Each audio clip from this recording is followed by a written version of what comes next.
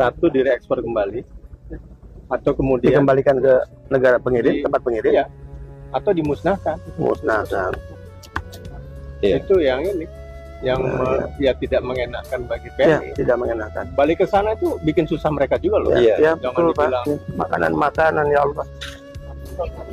kami kan 3 tahun.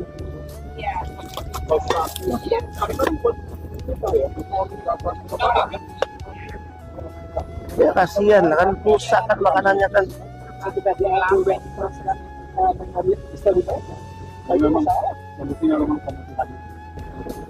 Gimana lihat gini nih. Ini saya marah nih kalau lihat gini nih. Kemanusiaan kita tersinggung nih. Kamu tersinggung nggak kemanusiaan kamu kalau ini coba milik anak-anak kamu, keluarga kamu?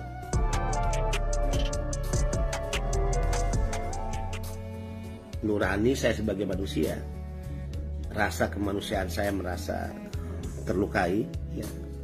Dan wajar jika saya harus marah dan tersinggung melihat begitu banyak tumpukan-tumpukan barang milik pekerja migran Indonesia yang tidak bisa dikatakan sedikit, ya. Saya menyaksikan dengan mata kepala saya sendiri ribuan dus, sekali lagi ribuan dus di 2 gudang penampungan, belum ya 3 gudang lainnya, karena kita tidak punya waktu untuk melihat semua gudang penampungan, tapi cukup dengan 2 gudang yang kita jadikan sampel. Jelas ya bahwa ada kesalahan yang sangat besar dengan peraturan yang dikeluarkan oleh negara melalui Permendag, yaitu Permendag 36 tahun 2023 tentang larangan terbatas tentang barang-barang yang milik pekerja migran Indonesia. Khususnya ya, saya tidak akan masuk membahas dan memperdebatkan atau menyinggung barang-barang milik warga negara Indonesia secara umum. Saya fokus sebagaimana tugas fungsi saya akan masuk ke barang-barang milik pekerja migran Indonesia. Jadi ada kekeliruan yang sangat besar, ada kesalahan yang sangat fatal, yang kekeliruan besar dan kesalahan fatal ini berdampak sangat dahsyat kepada para pekerja migran Indonesia.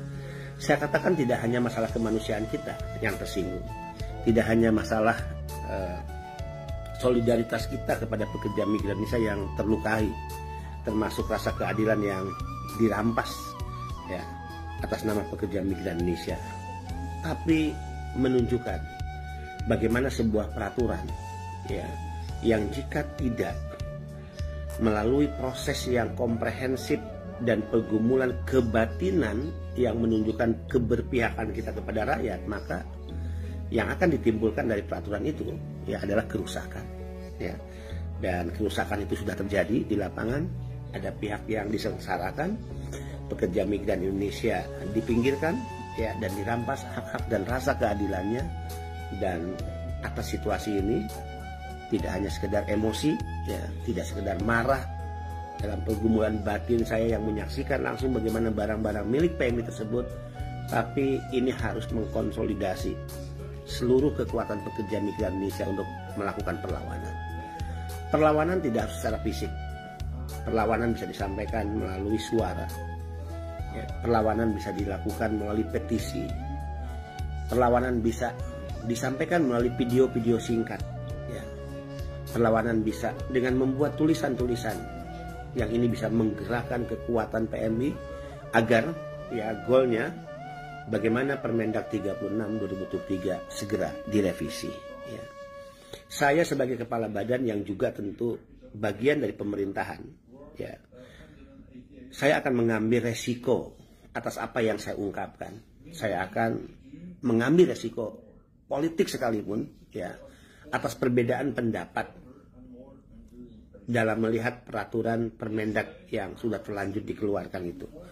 Karena saya merasa bertanggung jawab, catatan sejarah dan juga jejak digital adalah modal saya untuk mempertanggungjawabkan pada publik dan pekerja migran Indonesia. Karena pada dasarnya saya tahu persis yang diusulkan oleh BP2MI kepada Bapak Presiden dalam rapat terbatas ya di Istana Negara saat itu tanggal 3 Agustus 2023. BP2MI mengusulkan adanya kebijakan tentang, sekali lagi, BP2MI mengusulkan kebijakan adanya ya kebijakan negara untuk mengurangi beban biaya atas barang-barang yang dikirim PMI bukan pembatasan atas jenis dan jumlah barang yang dikirim oleh PMI. Jadi ini adalah ya hal yang kontras dan berhadap-hadapan bahkan bertentangan. Di satu sisi ada perjuangan yang didorong oleh BP2MI yang semangatnya adalah bagaimana negara hadir, negara yang berhutang budi kepada PMI harus berani mengeluarkan kebijakan, meringankan biaya, ongkos ya yang ditanggung oleh PMI dalam setiap barang yang dikirim ke Indonesia dari negara-negara penempatan atau barang yang dibawa saat PMI pulang cuti ataupun setelah masa kontrak selesai dan dia masuk Indonesia, baik melalui pelabuhan ataupun bandara. Semangat BP2MI di situ. Tapi tiba-tiba muncul peraturan ya yang disebut larangan terbatas. Yang larangan terbatas ini saya termasuk orang yang terkecoh saat awal-awal peraturan dikeluarkan. Saya berpikir saat itu peraturan ini ya hanya membatasi jumlah barang dan jenis barang yang akan mendapatkan keringanan, tapi tidak ada larangan PMI untuk membawa barang lebih dari yang dilarang. Ternyata tidak seperti itu ya. Saya terkecoh.